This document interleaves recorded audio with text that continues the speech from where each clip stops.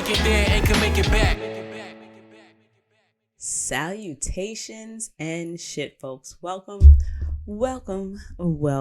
back to another episode of your favorite travel podcast, Travel and Shit, where I, your host, D. Carey, have an experiential conversation about the nuanced ways that travel intersects with regular life. So we're going to dive right the fuck in today because I'm actually very excited about this one because it is somewhat, if you will, a precursor to what is to come. So we are going to Montreal for boyfriend's birthday next weekend. And we're going to drive up. So we are going to drive to Canada and I've never driven, partial lie. I went to Niagara Falls as a kid, and that is the caveat to my I never left the country until I was an adult story, because I did go to Canada as a kid. We went to Niagara Falls probably like on a church trip, and we ended up, I want to say, going all the way up to Toronto, unless we stopped someplace else, because I remember that we did get to experience part of Carnival. So that was like middle school, give or take. I couldn't have been older than 12. Don't think I was any younger than probably like 9 or 10 or something like that. But anyway, last time I was in Canada was in Alberta. We had a fan-fucking-tastic time. When I tell you, one out of top 3 views I've ever seen in my life. I had such a good time in Alberta and BC because we ended up driving over a bit to another park. I want to say it was Yoho National Park. I'm not 100% certain I'm saying right, but anyway, so I've been to Canada, but I've never been to Montreal. So I live in New York, and it is, if you have me telling the story, about 6 hours or so away. So it's not too bad. It's about the length of the trip that we took to Vermont. So we've done this kind of trip together, and this is Grace's first road trip, and Grace is my new car. I got a Honda HR-V back in, I want to say, February, and she has come with, y'all, her own set of troubles and hassles. I currently don't have a fucking radio. That was just like another added little bone, and it's a new fucking car. It's a 2019. However, I did not buy it from a lot. I bought it private sale, so there is no warranty, and I'm basically on my own figuring it out. But by on my own, I mean I don't have a dealer behind me. I don't have a Honda warranty on my side, but I do have my dad and I do have my godfather. Shout out to High Grade Auto in Jamaica, Queens. Does all my repairs, and because I am baby girl, because I am princess, that is never anything that I've had to worry about. So between my dad and my godfather, I've always been blessed by the car gods. They've always taken such good care of me. But if you do go visit, tell them that I sent you. High Grade over in Queens. However, I gotta say, my dad did. I've always been a daddy's girl, so I hang out with my dad the most. That's my dog. So anytime that he's had to make a repair to my car or he's had to change something on my car, he's always made sure that I have been there and watched and paid attention. So I know where a bunch of the fluids go in the car. If I need to put oil in the car, I know where it goes. If I need to put power steering fluid, I know where it goes. Well, actually, I don't know where it goes in this car. I've always had like older cars. Like before this, the oldest car I ever had was like a 2011, and that was like in 2020. Before that, I had like a 2007 Altima. I had a 2011 Hyundai. I had like a 96 Stanza, I want to say, was my first car. I've had like a Geo Prism. I've had I had an Altima. I had a Sentra. Oh my God, I used to love that Sentra. 96 Sentra. That shit drove so smooth. Honestly, I'm gonna hold you. if I still had that car in good like condition, if it drove as smoothly as it did when I had it, I can't even front like I would be mad. I used to love that car. But I say all that to say, I know a little bit. I'm not going to say I don't know anything. I'm not going to say I don't know a lot, but I know a little bit about just car maintenance. I always play the princess role. My dad asked, "Oh, when was the last time?" I couldn't tell you until now when the last time I changed my oil, because this bitch, it's like the car that I have now has a like the dash is different. With this car, if you need to, it tells you when to change your oil, not necessarily in a different way. What I'm used to is the car just saying, hey, put more oil in the car, versus it's time to change your oil. At this point, when the oil light comes on my dash, it's not you need to add oil. It just means you change your oil. That was news to me. Learned that the hard way after I poured I think I poured almost 5 quarts of oil in it, and my dad was like, you're wrong. After he's actually the one that told me to just put oil in the car, and then he told me I was wrong. So that almost went really bad really quick. But I say all that to say, Grace has come with her share of fucking headaches already, and this not having a radio thing is really, y'all, I don't even know how much this shit's gonna cost right now. So part of me wants to bring it to Honda and let them diagnose it, hopefully, and let me know if it's something that they can fix. I'm thinking it's more of an electrical problem because I already bought a new radio. $200 later, I have a new radio in the car, and my cameras work. My side view camera, my rear view camera, they work. I just have no radio. But here we are. The car rides beautifully. Everything else about the car is fine. So, grand scheme, I'm happy. But I am not looking forward to putting money into fixing the radio. However, this episode is not about my car. It's about cars as a collective, if you will, and preparing oneself for a road trip. So that was my little intro to we're taking a road trip. I have a new car, and so it's been a little bit more exciting to pay attention to the little nuances and the little things here and there because, new, exciting, new little trinkets and things to buy. So I wanted to go over with you guys all the things that I go over and I confirm with my dad, my mechanic, if you will. And God bless them. Between my dad and my godfather, they could each build me a car from scratch, engine all the way up. But, the computers and the new technological wave of things I get being, different. They learned how to, fix cars and all that shit in like the 60s and the 70s. So God bless them. Their knowledge has always seemed infinite until computerized cars came. So, I've been very careful not careful, but I am so glad that I have paid attention when my dad told me to pay attention. And I also I hope he doesn't edit this out because boyfriend is the one who actually edits the episodes for me. Love you, babe. I also get this warm feeling when I figure something out on the car before he does. I've always had a car. I've had a car since I was 16. So it's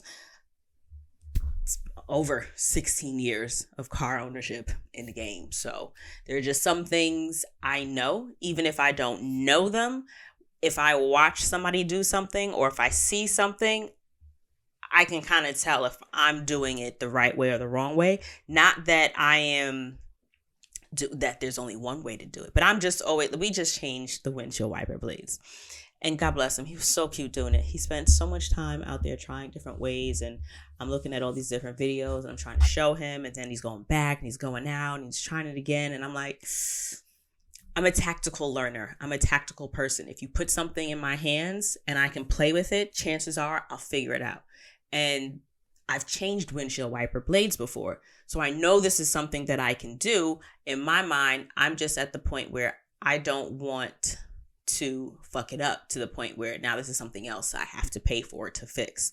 Also, my luck, it's going to rain fucking tomorrow and I'm really going to need them before I get them fixed if I do fuck it up. That being said, I was able to change the windshield wipers and I'm a little proud of myself because it was me, Donald's daughter, that did it. So, Dad, if you're watching this, be fucking proud. I've been paying attention and I did a great job. So, on top of changing the wipers and paying attention to your windshield wipers, this episode is going to be me going over like the list of different things that I put in place or that I confirm and check and look into before I take a road trip. And these are definitely suggestions. And I always say, if you look in a dictionary or if you Google, I know my car, a picture of my dad comes up. When I tell y'all, love him dearly. He is the fucked up car king, but all his shit's right. I'll give him that. He knows his car. All the lights are currently, I had to borrow his car because he brought the car to try to get the radio fixed for me. God bless him. That didn't work out. But I had to drive his car over the weekend and he had to remind me, ignore all the lights on the dash. The car is fine because there are multiple lights on the dash. It makes multiple noises that I'm unfamiliar with. And I know a host of noises that cars make. At this point, certain noises, I can already discern what needs to be done on my car because I've gone through a ton of different, and I won't say ton like dozens of cars, but I've gone through, remember, I've been driving for almost 20 years. 20 years. I've been driving for 20 years. So I've gone through easily like 6 cars probably. And that's just not going over all of them. But 1, 2, 3, 4. Yeah, at least 6. 5 or 6 cars. And that being said, I've learned a thing or two. So while I am not the exhaustive Encyclopedia Brown of it all, you could actually hear me out and trust that I've experienced a bit. So I'm not necessarily talking out of my ass on this one. However, I am not your mechanic, and nor am I responsible for what you decide or don't decide to do with your car. So while I am suggesting certain things, always consult with someone that is actually paid and licensed to do all things car. With my car, before I take a trip, not only do I change or at least check to make sure my windshield wipers are performing at their best, I also check my tire pressure. So I have had plenty of cars that have had slow leaks or assorted different issues with the tires, and tire pressure can easily be ascertained, if you will, with a tire pressure gauge. It looks like a little pen. It's got a little round, little nozzle-ish, if you will, on one end, and there is like a cubed ruler that will pop out. So you put the round end on the air pump thing, the little nozzle that you attach the pump to fill your tire with air. You'll put the pressure thing, needle, measurer, stick, if you will, whatever the fuck it's called. But you put it on there and it pops out at whatever the PSI, the pressure, I don't know what the PSI stands for, but it's a PSI. And that's what your air pressure is measured in. But you can also sometimes have an air pressure on an air pressure gauge on not a converter, but like there's a name for it, but we have one of those portable battery packs that if your battery dies, you can put the clamps on, and it will let you jumpstart your car. So his boyfriend's dad bought us, mom and dad bought us one for Christmas. One of the best gifts. If you don't have one, I highly suggest that you invest in one. So it's like a 12 by maybe 3-inch little box, and it is a battery pack / air compressor. That's what the word is. It's an air compressor. And it's got like a hazard light, like a flashing lights setting. It's got like a regular flashlight setting. It does a couple of different things. It has a couple of different features, but primarily I've used it for jumping the car battery, as well as putting air in my tires without having to go to the gas station. Also, pro tip, I always leave some quarters in the car just in case I don't feel like digging that out, or I don't want to charge that, or the battery is dead, or I'm at the gas station already, right? That being said, that device, that portable battery / charger, so clutch. So clutch. We've already had to use it a few different times, especially driving my dad's car, but we've had to use it, and it has always come through. And the one that we have in particular actually holds the battery pretty well. We charged it one time before use. It was sitting in the car for months, and then we jumped the car maybe 4 times, and the battery was still at 100. Tried to put air in the tires because my dad he had a slow leak in one of his tires. Battery, I want to say, is still at 100. So that's another thing that we have to do before we leave, is make sure that the compressor / jumper thing, whatever, and it comes with a little attachment that, depending on what feature or function you need it to perform, you attach it to the pack, and it does that for you. But it comes with the little clamp things that you put on your battery so that you can jump the battery, and highly recommend. So tire pressure, we check our wipers, windshield wiper fluid. Last thing you want to do is get a gross bug on there, or if it starts to, if you're snowing, wintertime, and it needs to de-ice, you definitely want to have windshield wiper fluid in there so you can have all of that taken care of.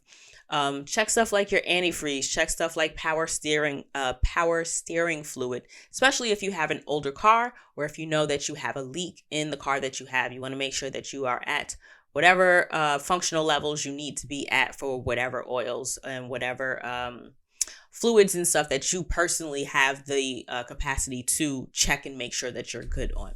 I mentioned oil, clutch. So important. You don't want to lose an engine while you're traveling. I don't know why my engine, or was it my engine died? Yeah, I needed a new engine on my last car. I don't know if it was because the car needed to have its oil change. I don't think that was it. But that is one thing that can happen to your car if you don't have oil in, or the appropriate amount of oil in your car. So definitely want to check your oil. I generally ride around with, I think I've got a quart in the back that I don't think I need anymore now that it's accurately measured. But prior to this car, I always had like a gallon of, windshield washer fluid. I would always have like a quart, or like whatever is left of a quart that wasn't used the last time I added oil to the car. I'll have that. I know I had a car where I always had to keep checking my power steering fluid. So you know your shit. If it's something that you know you're going to run low on, or something that you think you may run low on, just throw that shit in the back. You'd rather have it and not need it than need it in a clutch and not have it. Not even that you can't access it anywhere in the States, but if it's 9:00 and you know that's what your problem is, it really sucks to not be able to address the problem at hand because everything is closed. Amazon is not going to deliver immediately. You might run a good shot going to, say, like a Walgreens or 24-hour CVS or something that's open. But if they don't have it, then what do you do, right? So if you know that it's something that your car is going to need, or something that leaks, or something that just needs to be attended to, have it and don't need it versus needing it and not having it. Headlights for the right environment. I learned the hard way, that trip that we took to Vermont, that headlights in the city and headlights outside of the city are two different types of headlights. So in that car, I absolutely had city headlights.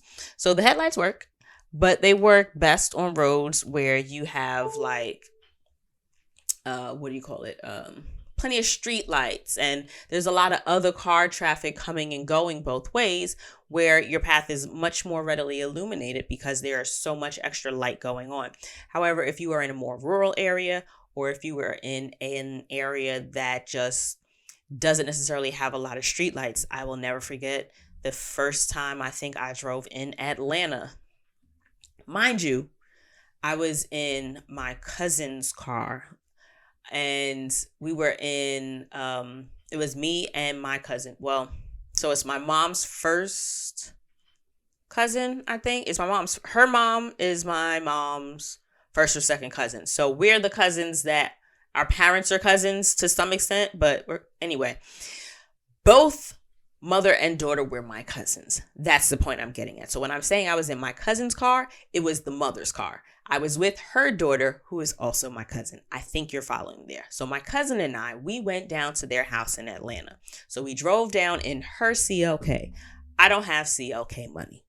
We got there, parked up, and for some reason, we were driving her mom's car, which was like a 7 Series Benz, to wherever the fuck we were going while we were out there.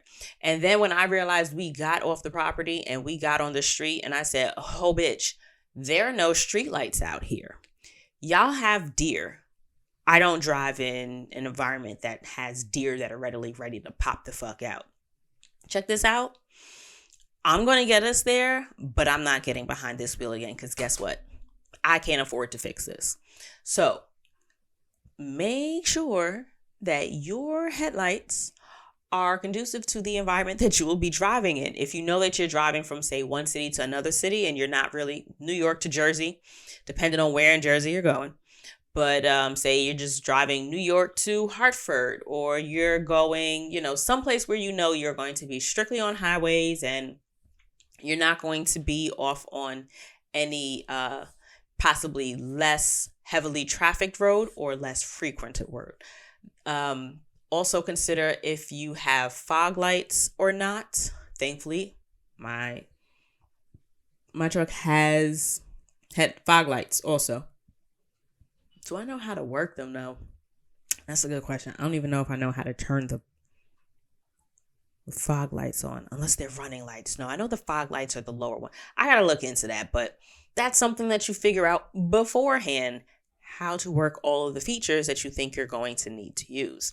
Are you a cruise control kind of girl? Are you a, not power steering, but I never liked cruise control, but if that's your jam, figure out how it works before you go, right? Maybe test it out on a highway that you are familiar with, so that you feel more comfortable being able to, change between the settings, and knowing that, you know where you are, you know what the road is, and you're not dealing with any unnecessary unknown conditions to kind of complicate matters any further.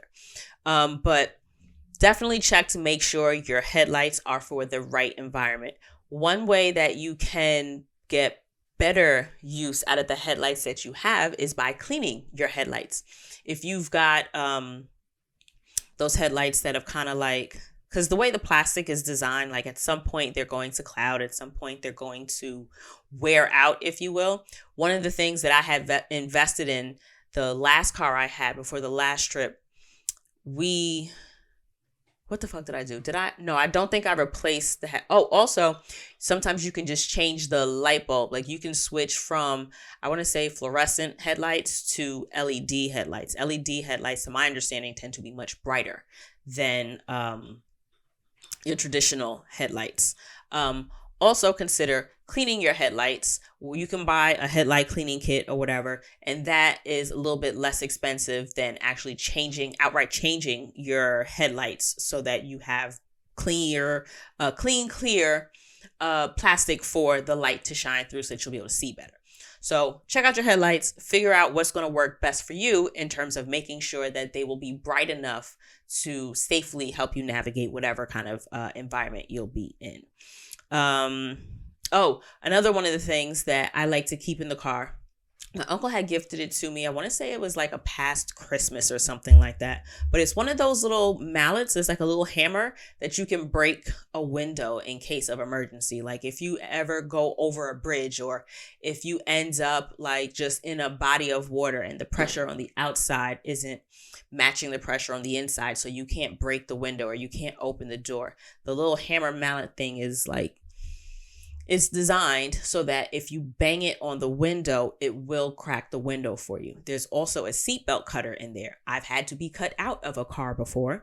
Thankfully, not like no jaws of life, I don't think. I'm pretty sure they were able to just open the door. But I remember them having to cut the seatbelt to get me out of the car because they also cut my coat at the time, which was a new coat. And I was sad about it, but I wasn't sad that I was alive and safe. But I like to keep one of those in the car in a place that I can easily get to it without having to maneuver too much, so that God forbid I did need to like emergency evacuate from the car, I'd be able to grab the mallet and cut myself out the seatbelt, and also break the window should I need to get out. That's something that I always have in the car, and I just keep it nearby. Other things that I tend to keep in the car for just in case of emergency are a blanket. I keep a blanket in my trunk, just like if you were to say run out of gas, or if something were to happen to your car and you got stranded on the side of the road and you needed to wait on AAA or wait on a family member or wait on a friend to come get you. If your car ain't running and it's the time of year where it's cold, or even if it's summertime or springtime, it gets cold at night, or if it's just cold during the day or really early in the morning, why suffer if you don't have to? I keep like a spare, what do you have? Like an airport blanket, the really thin ones that you just take from the airplane. I keep one of those or something similar to it in my trunk. So I have a blanket in the car. I always keep an umbrella in the car. I probably have more than one umbrella in the car. I always keep like a spare set of sneakers or like flip-flops in the car. Generally I used to keep a pair of like old sneakers just in the off chance that I were going someplace doing something and I needed to either know that I needed to get my feet dirty, like walk someplace to fix something or assess something in my car, and I didn't want to get whatever shoes I had on dirty. Or if for some reason, say my shoes got super wet and I just I don't like wet feet. Like I hate sitting in like wet socks and wet shoes and shit like that. So if I need to get that off of my feet, then I will put on that extra pair of shoes. Ladies, if you got a linked over pair of Uggs that need to go, consider throwing them in your car for that purpose exactly. You just need to take off your heel. And also, personally, I keep a pair of socks in my glove compartment, like the fuzzy socks that like you'll walk around the house in, or like you'll pack for a trip. The fuzzy ones that don't go in shoes, right? I keep a pair of those in my glove box because I don't drive in heels. I don't drive in flip-flops. And it's funny because when we were about 16 or so, homegirl of mine was driving and I think it was raining, but I will never forget. She was driving and her foot got like stuck, or her flip-flop got stuck under the pedal. So she couldn't brake and she ended up having like a really bad car accident. So I have never forgotten that. And in my bigly years of 20 years later, I still don't drive in heels. I also just like not wearing shoes. So if I just feel like taking my sneakers off, I will put my driving socks on so that my feet aren't touching the gross pedals. So I personally keep a pair of socks in my car specifically for driving without shoes. What else did I have in here? I have, also consider, excuse me, sand, possibly, if that's your bag. I don't keep sand in the car. But if you don't want to keep sand in the car, you can also use floor mats. If you, for example, are trying to get out of like a snowy parking spot and your car, or like a muddy parking spot and your car tires won't get traction, you can throw down some sand, or you can put a floor mat under the wheel so that you have some kind of surface to grab so that you can get the car out. What else? Oh, this is a really never, I don't want to say inconsequential, but if the occasion occurs that you need it, you're happy that you have it. Bungee cords. So one day I met up with my homegirl for drinks. She rode her bike down and I drove. She was near home. We had met in Brooklyn. I was driving from work, so I had my car, met her, and I was like, okay, girl, I'll give you a ride home. It's late. I really don't want you to have to drive, ride your bike in the dark. So we walked the bike down to the car and we were able to McNigga it into at the time I was driving the Hyundai. So, God bless. And this is like a bicycle for like niggas that bike ride. You know what I mean? So it was a nice bike and so it was one of those really nice light ones. So I didn't want to break it. I was concerned with, messing things up on the bike. And also she had done some really sick little custom additions and details to it that I did not want to fuck up. So we ended up putting the back seat down. We got the bike in, but the trunk would not close over the tire. So it was just like the trunk would consistently hit the tire if it kept moving. Thankfully, it was a bunch of Haitian dudes that was sitting on my car when we got to the car where it was parked. So I conveniently enrolled them in helping us get the bike into the car. So it's just like, oh, so since y'all comfortable and you're here, why not help? Appreciate you. All this muscle, and we've got two pretty girls here. Come on, you're going to help. So let's get this bike in the trunk. They very graciously did. And one of them actually used the bungees from his own trunk to make sure to secure the trunk down so that it would not consistently hit on top of the bike. So it's one of those things where you hope you don't need it, but if it comes a time where it's useful, so fucking clutch. Also, God forbid you have an accident and you need to secure that bitch closed, you have a way to do it. So, randomly, if you've got a pair of bungees that are just sitting in a closet someplace in your house, throw them in the trunk.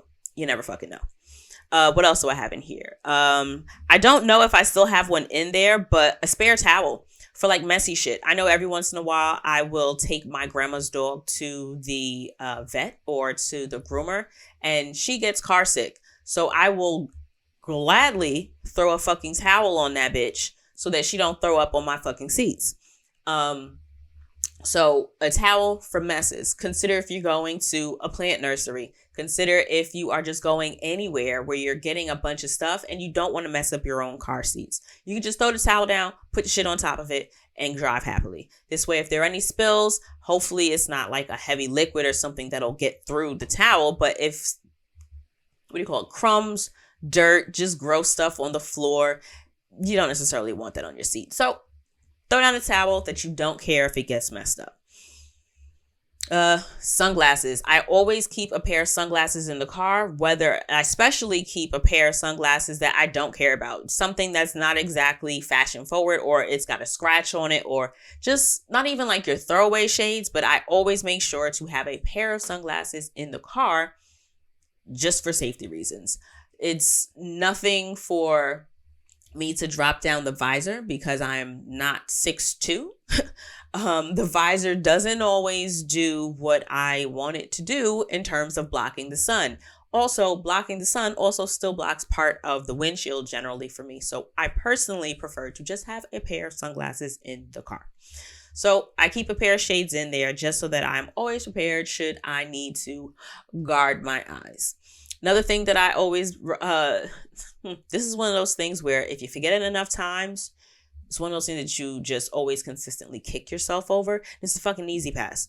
So some people leave them up in the windshield. Some people take them down and they put them in the foil. My grandfather, God bless his soul, was religiously one of those people that kept them in that foil. He took that shit to heart. You are not going to charge me for, trips I didn't take. We're not having no accidents. So that's your call. Whichever way you decide to go about business for your easy pass, make sure you have it fucking with you. Also, because most tolls do not have attendants anymore. Most tolls do not take cash.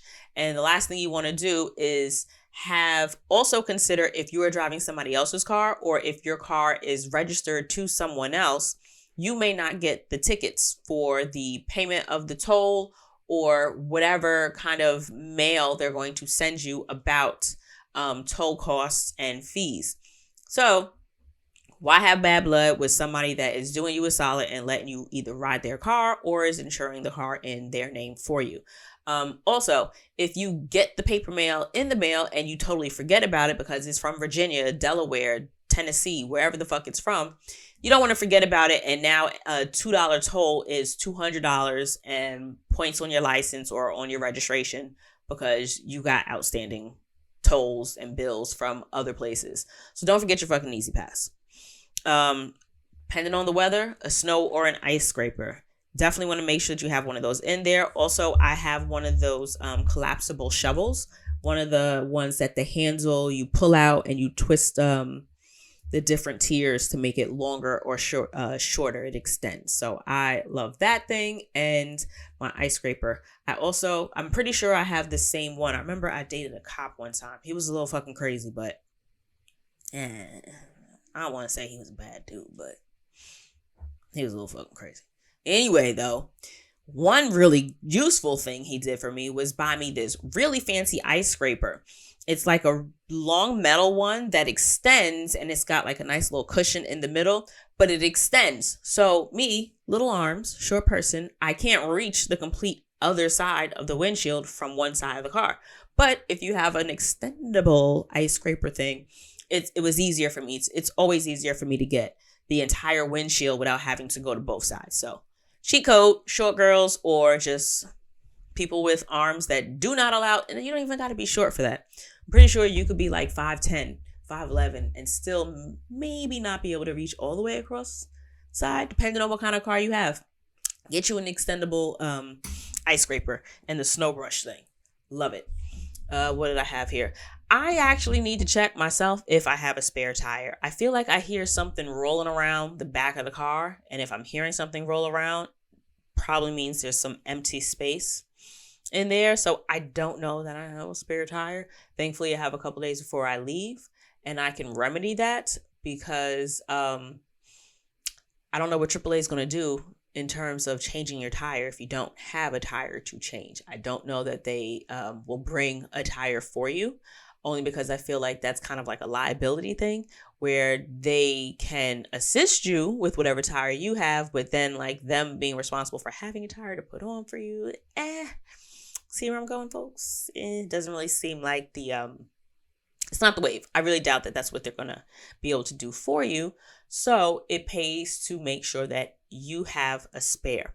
Now, spare or not, if you are not about the AAA life or if you're not about calling somebody else to change your tire, make sure that you have all the shit that you're going to need to change your own tire. Or if you just call a person and not like a service, like if you call your cousin, you call your dad, you call your mom, you call your aunt, whomever to come help you change your tire, you want to at least make sure that you got all the shit you're going to need in there to change the tire. So make sure that you have the jack, make sure you have the tire iron. If you have a lock on your lug nuts, like if you have a lock on a tire lock or wheel lock or whatever, if you've got a lock, make sure you have the key. Make sure that you can get that off so that you can get your fucking tire off and get that changed. You don't want to I think that there's like an upcharge or something. I don't know, but I know that tire locks, while serving their purpose, can also get in the way should you need to have access to being able to get your tires off. What else did I have? If you do not necessarily, now I don't know why it's a kind of one or the other, I would say. There's maybe not. So I know that in my last car, I had both the battery pack so that I could jump the battery myself without needing another car. But I know that I also had battery cables in my car so that if for whatever reason, say my battery charger, like if the little box that you jump the car with were dead, I'd still be able to jump the battery because I had the traditional wires that just go from one car to another car. So I did still have those. If you had them in the past, why not throw them back the fuck in your car? Especially if you're not hurting for space in your trunk, just throw them the fuck in there. Tire pressure gauge, I said that might be on the battery pack. If not, just having one is useful. The battery pack with the jumping cables and the air pump, the jack. Oh, aux cord. Aux cord is one of those things that you probably don't need or you might need. Depends on your fucking car. That was one of the things that I always forgot to bring with me when I was renting a car. So if you are renting a car, don't forget to bring your car charger. Because, I mean, at this point, we're in the good Lord's 2022. You likely are just going to end up having Bluetooth in the car, and you're not going to need the aux cord. But again, not all of us ride in, I don't want to say future cars, but not all of us ride with all the bells and whistles. So if you're going to take a road trip, consider how you're going to listen to your musics. I don't have a fucking radio right now, so we will just be listening. Because granted, it's not that big a deal, although I do miss NPR. I love NPR. But while I'll miss NPR, and there's this one station that he found, I want to say it's The Beat or something like that out here in New York, where it plays like all old school shit, but like late 90s, early 2000s old school, like my heyday old school, like Hot in Here, Splash Waterfalls, Bills, Big Pimpin', like that era, if you will. Blackstreet, Jagged Edge, Usher, yeah, like college, like high school, college, good old times, the good old times. That station I fucking miss also. That being said, we mostly listen to podcasts and shit on our phones. So, you know, the not having the Bluetooth sucks just because of the speakers, but it's not like we can't listen to the content. The content isn't exclusive to the radio. But that being said, know how you are going to want to consume the content you're going to want to listen to on your trip.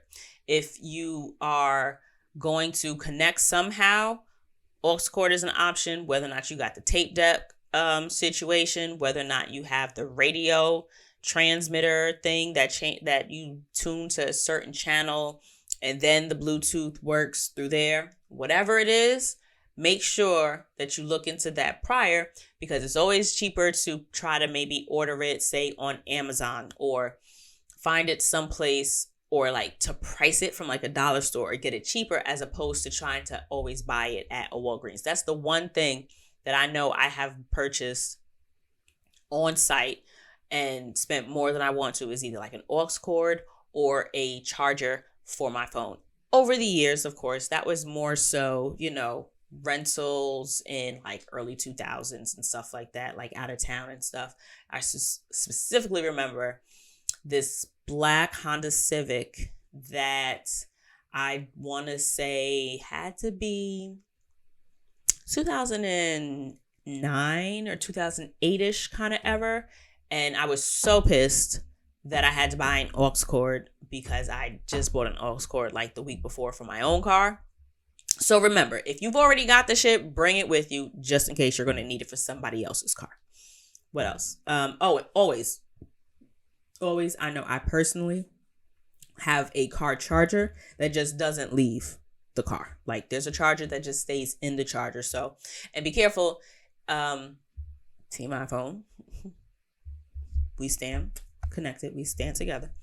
Don't forget, if you have a speed charger in the crib, that the USB port may not be compatible with that charger. I always have to remind boyfriend, yes, you can take the speed charger, but realize that it's not going to work in the car depending on where you take it from. The ports don't align. So, mental note that, make sure you're bringing the appropriate charger for all of the ports and connect to the connectors and shit that you have. Also consider, if you have an iPhone and you are going to connect to the aux, or if you're going to connect to a cord in the car in whatever capacity, if you need that toggle, if you need the adapter, the dongle or whatever, so that the ports will allow you to charge and listen to the aux or whatever, or whatever. Y'all know what I'm talking about. That dongle, that little piece. make sure you have it if that's something that you need also. Don't leave that behind.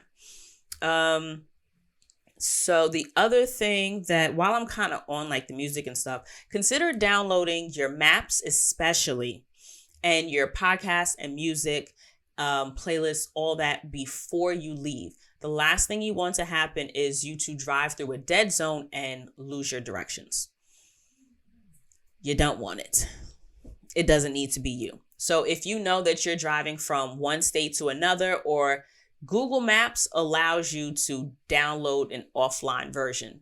I also personally will screenshot sometimes a couple of parts of the directions, so that if I do lose service, or if it starts recalculating and it starts looking a little wonky, because every once in a while, we all know phones act like they are in charge, and we are not. So you don't want that if it's avoidable. Download the map offline as an offline version, so that if you do lose service, you'll still be able to find your directions. And also, if you would need it to pull over, you could old school it, go back to your photos and scroll to, where you are in the route to see where you're going to need to turn off or whatever. So there's no need to print out the MapQuest unless that's your bag and you still want to do that. You know what I'm saying? You want to print it out, have it on paper. Do you, boo? But make sure you download the map offline so that you'll have it. Same thing with podcasts. And I know personally I prefer Spotify. Spotify girl in terms of music. So I try to make sure that the albums that I'm going to want to listen to in particular, I am very much so in my Alex Isley bag right now. So what I'm going to make sure happens is that my Alex Isley playlist and related artists are actually downloaded so that they are available to me offline.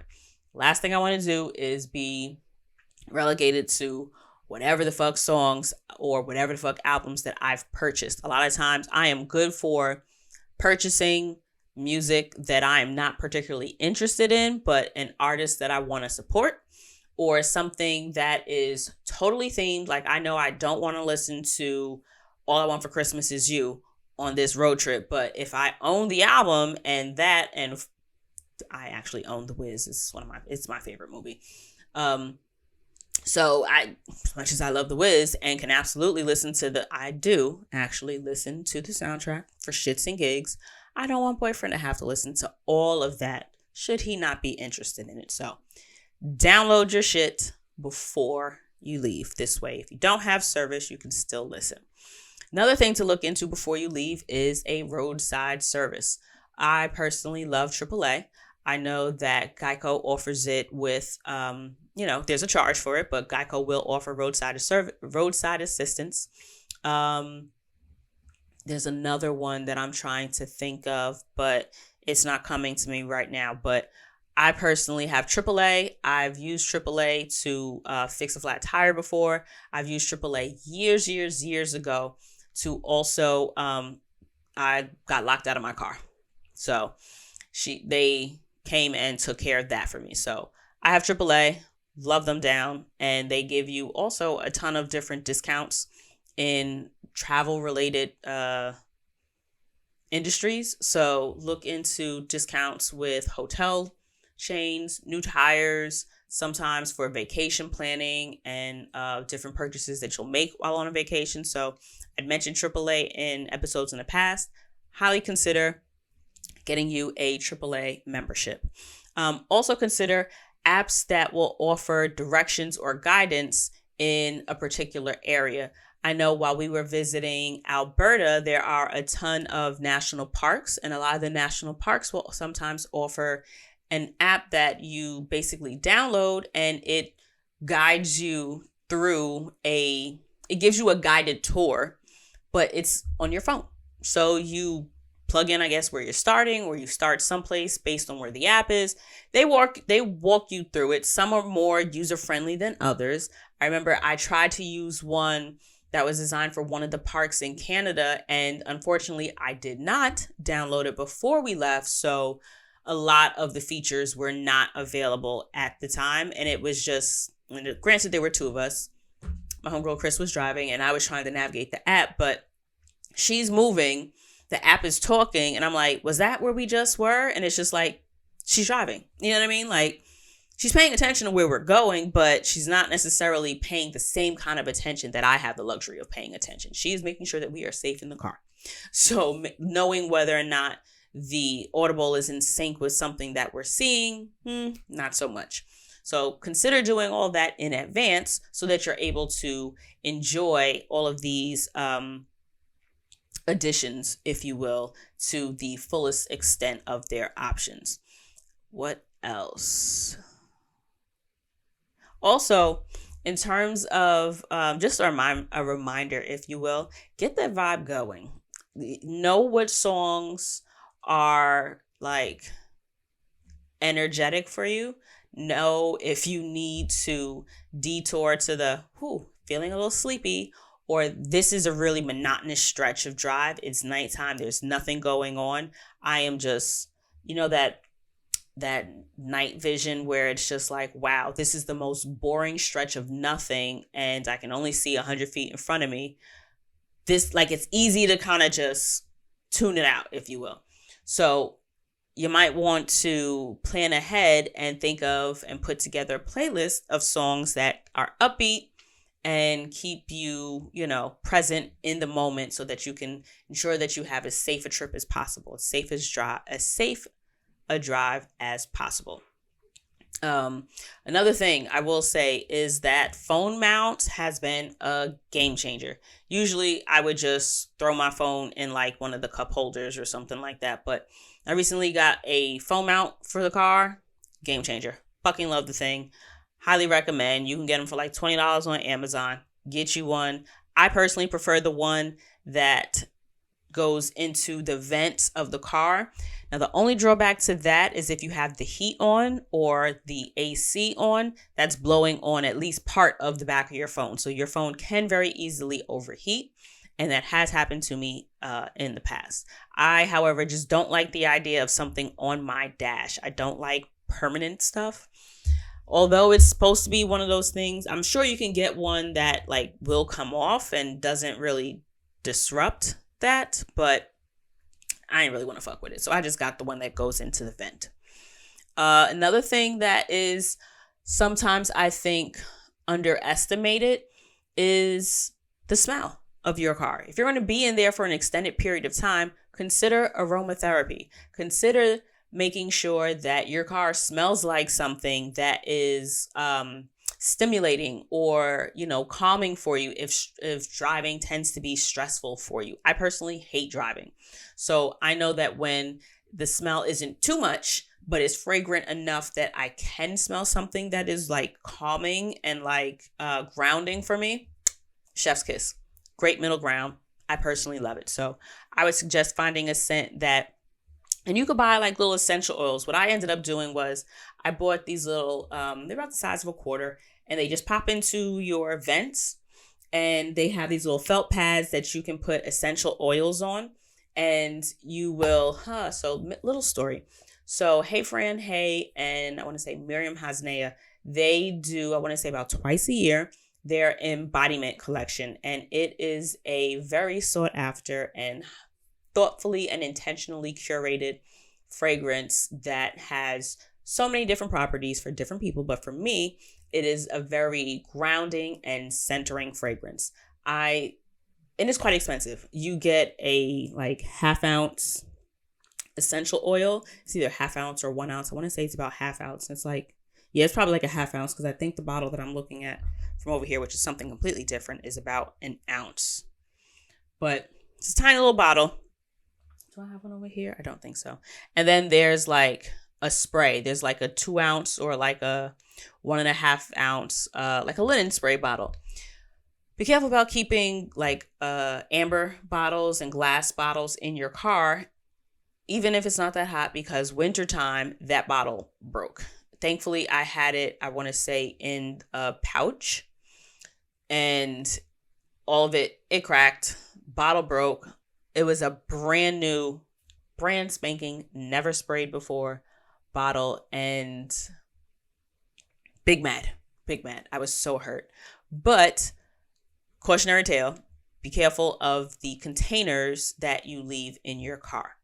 Speaking of containers that you leave in your car, I personally am one of those people that leaves lotion, hand sanitizer, and chapstick in the car. Chapstick, we're getting to that time of year where you can't leave most chapsticks in the car. I would err on the side of like that liquid squeeze, like the Vaseline one or the Carmex that you have like the twist top and you squeeze it and you can either put it on your finger or put it on your lip, which I don't do because hands are gross, or you just squeeze the tube and put it on. Those I would trust a little bit more over like your traditional, I only use Carmex, over your traditional, you hear it? Over these, only because these are going to melt.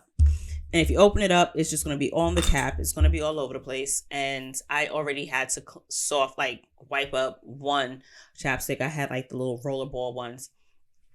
But be careful of what you leave in your car. So your chapstick can melt, your lotion can melt.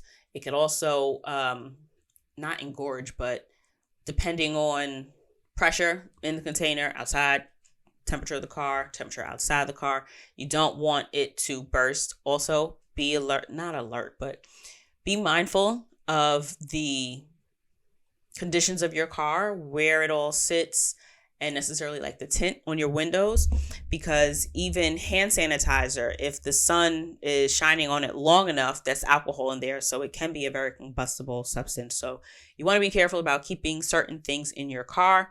It's a risk you take. That's on you. Consider what conditions you generally park under. Do you always park under the same tree?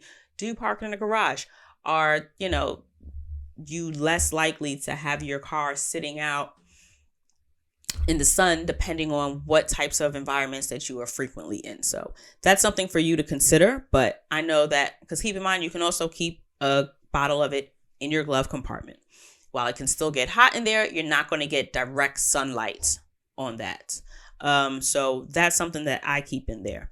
What else do we have? Consider having a paper copy of your license and your registration and your insurance card. License and insurance, not a paper copy of your license, but your registration and your insurance. I know for the longest time, I've just been walking around with the digital. I have Geico, so I have the Geico app. So here, this is my insurance. But I know if for whatever reason, if I needed to present my insurance to someone, I'm not giving you my card. Can another motorist just take a picture of like your QR code or the policy on your phone screen? Yes. But if an officer needs to take my shit, I would much rather have my phone in my possession, especially if it is unlocked. That is not something that I'm willing to give over. So having a copy of your insurance and a copy of your registration, the papers that they're going to ask you for, should you get pulled over, you'd rather have that accessible to make sure you have, so that you don't have no smoke while you're driving. What else did I have? Snacks. In terms of snackage, be careful of what you leave in your car. You don't want to end up M&Ms. Peanut M&Ms are probably my favorite chocolate candy for the most part, that you can like easily just grab from a store. Those shits will melt. So the last thing you want is to leave a bag of M&Ms or a Kit Kat or a Snickers or something in your car that's going to melt. It's all fun and games until it ain't fun and games anymore.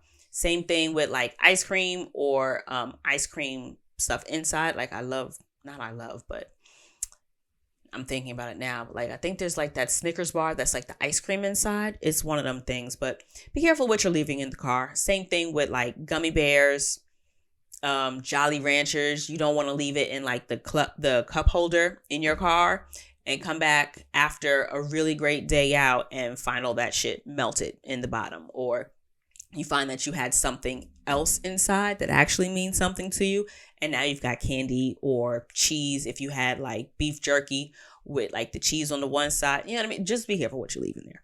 Same thing with like smells and stuff. You don't want to leave the end of a milkshake in the car overnight and then park up and then not go anywhere or not touch the car the next day and then come back and now your car smells like rancid milk, right? We don't want those problems. So another thing that As a reminder, don't drink that open water bottle that has been left in the car, or especially when it's hot outside. Wintertime, you're a little bit safer. But don't drink that bottle of water that's been in the hot car. Don't do it to yourself. But what I do is I do keep a bottle of water in my car in the off chance that, one, I run out of windshield wiper fluid, or if there is something on another windshield that needs to come off. Sometimes you need to just rinse your hands off. So a bottle of water in the car is good for that, especially that water that you've cracked open that you know you're not going to drink out of no more. Just leave it in the door or just leave it under the seat someplace so that if you need to use it, you can. Also, if for whatever reason, it was always one of those things that I had in the back of my mind, like if my engine were to start to overheat or something, I could pour water on it. I wouldn't know what to do, but I always keep a bottle of water in the car for that specific reasoning, just in case somebody says, well, pour water on it to cool it off, or pour water here to see if it goes wherever. For some reason, it's one of those things I know that I'm supposed to do, so I keep a bottle of water in the car, mostly for just cleaning stuff up. What else did I have? I'm also someone that keeps mad napkins and forks. When I go to like McDonald's, or if I go someplace where I have to collect napkins, I always take napkins for the car.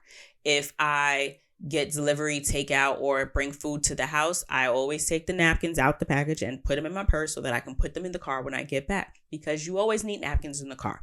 Roll of paper towels is cool. Box of tissues is cool, but napkins are always clutch because tissues aren't necessarily going to clean up every kind of mess. Same thing, I keep forks in my glove box just because I will eat under any circumstances. If I've got a snack or if I have leftover lunch from work and I'm driving home, there is always traffic. Sometimes I sit in upwards of like 2 hours of traffic to get home each way. Well, to work and back. Generally, my commute is about an hour and a half for the most part. Sometimes it's 2 hours. That being said, a bitch likes to eat. So I keep forks in my glove compartment so that I can easily snack. I also keep hand wipes, like antibacterial hand sanitizing wipes. Just buy like a handy wipe or a standy wipe pack, or a tube, throw it in the car someplace. Always comes in clutch. Same thing with like baby wipes. I also keep baby wipes in the car in the off chance that I need to get something out of my eye, or if I need to, wipe something off of my face and a tissue that has been under the, passenger seat isn't going to cut it. I like to have wipes in the car. If you're doing road trips, consider keeping a bag for your trash, like the bag that the chips and the soda and the the 5-hour energy comes in. Keep the bag. This way you can put additional trash in there. Nothing gets me more frustrated than having like mad little pieces of trash to take out of the car and not having a bag to put it all in. I like to keep the car somewhat in order, just so that while I'm driving, I can get to whatever it is I'm going to need with ease. So I did bag for trap, handy wipes. If you're also traveling with alcohol, since I know one of the things that especially when we were staying within the States, I don't know if we'll do it when we get for the drive to Canada, but open bottles, specifically of alcohol, travel with them in your trunk. Do not have open bottles in your car, because even if you're not driving, there is always the fair assumption that you have been. So always drive with open bottles in your trunk, and be sure to secure them so that they're not rolling around and knocking against all the stuff in your trunk. I personally have an old milk crate in my car that has like a bunch of stuff that just needs to be collected so that it's not scattered all over the trunk. So all of that stuff goes in the crate so that it all stays in place and it's not going to go anywhere, and I don't have any issues. Another thing that I have, just to wrap this up, pack a spare key. Pack a spare key. I am so glad that I remembered to do so, because we've got like the one set of keys. Like I know I have a set of house keys. He's got, boyfriend generally does all the driving, so he'll have the house keys on there. So if we were to ever get separated, like I'd be able to get in the house. But if for some reason that one set of keys gets lost, I have a push to start. So we're kind of fucked if we lose that key. So I intend to throw a spare key into our luggage, just because I don't believe in like leaving luggage in an unattended car if I can avoid it. Now, I'll always leave it like in the trunk. I never leave anything in the open in my car. I don't care if it is like, even like lunch bag, like, and by lunch bag, it's a plastic bag with Tupperware in it. I don't even like leaving that in a fashion where it looks like it might be something more than it really is. So I tend to leave that like on the seat so you can see it's an empty Tupperware container. Or I'll stick it under one of the seats so that it's like, ugh, that don't even look like nothing appealing. I don't leave shit out in my car. But doesn't mean that if I'm parking in a lot or if I have like luggage or bags or something in the trunk that I won't leave it there. However, one thing that I will never not have on me is my purse. So definitely throw a spare key in somebody's bag so that if God forbid something happens and y'all lose the keys, you can get home. You can get home and y'all don't have to break up on your trip, right? So pack a spare key. One thing that I learned about a little over almost 2 years ago at this point, but one thing boyfriend taught me was if you are driving and you come across a deer, if you find that you can't stop in enough time that you won't hit the deer, if you know you're going to hit that deer, don't slow the fuck down. That's how you die and the deer just gets hurt. Them shits is solid. It's low key, depending on how big it is, it's like hitting a fucking wall.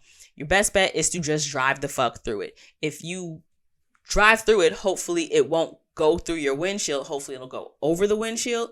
The point is, don't slow down.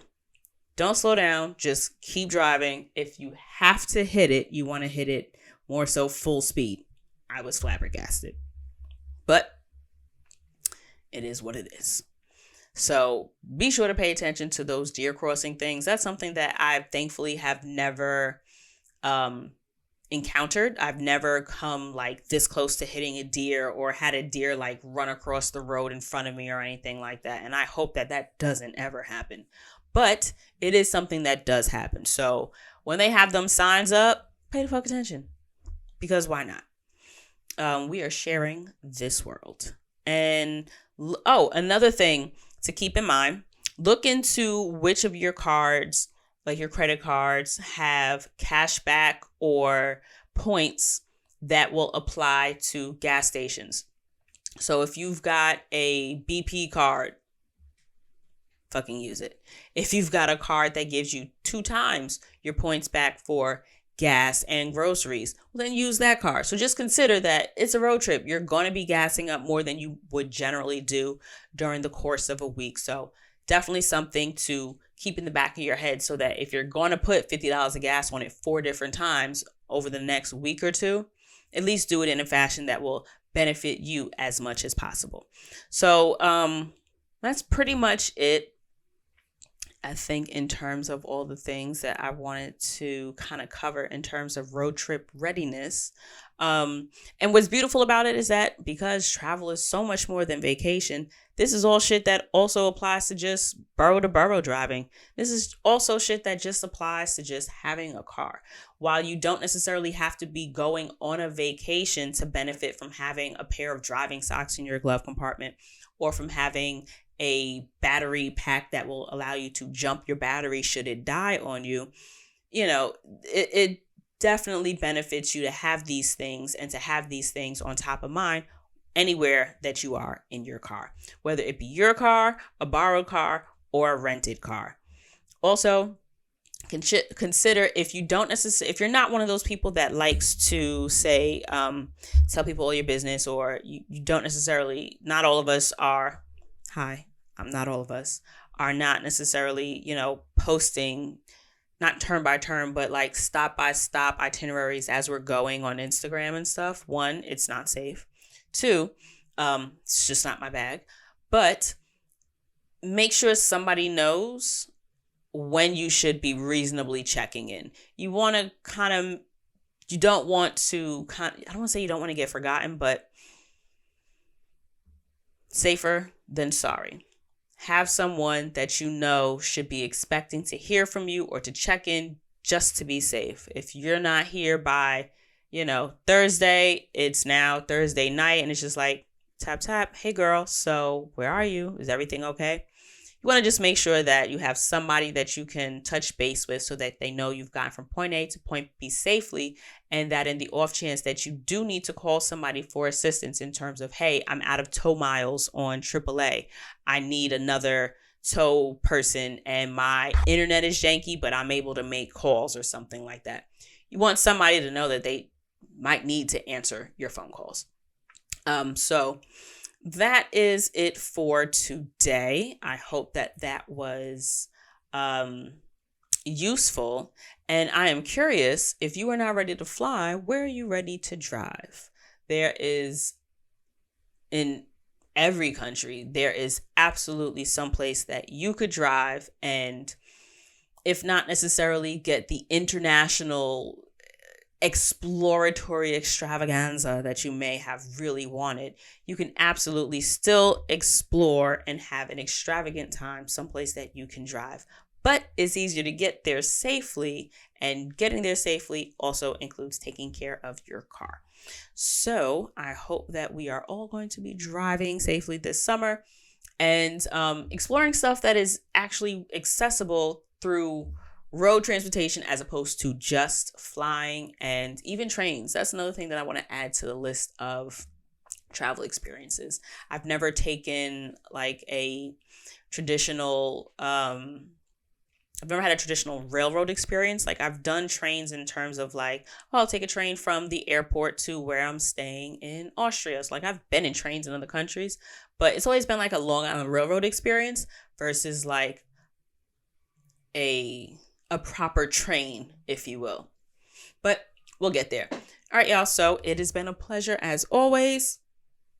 See y'all next week. Oh, and if you have any questions that you want answered on the show, feel free to shoot me an email at dcarry@travelandshippodcast.com, and I will find the answer for you if I don't have the answer myself.